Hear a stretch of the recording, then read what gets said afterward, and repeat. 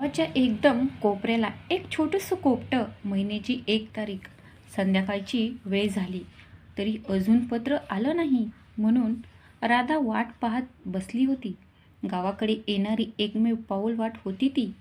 तीच काय, ते बाकी जगाशी संपर्काचे साधन. आणि याच गावात ही प्रेम कहाणी सुरू झाली होती.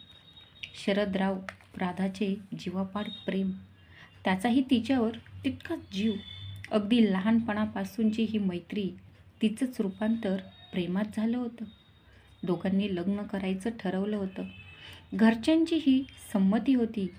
पण अचानक शरदने शहरात जाण्याचा निर्णय घेतला. काम करून 4 पैसे कमवावे आणि मगच आपला संसार थाटावा, अशी त्याची इच्छा. राधानेही त्याला विरोध केला नाही.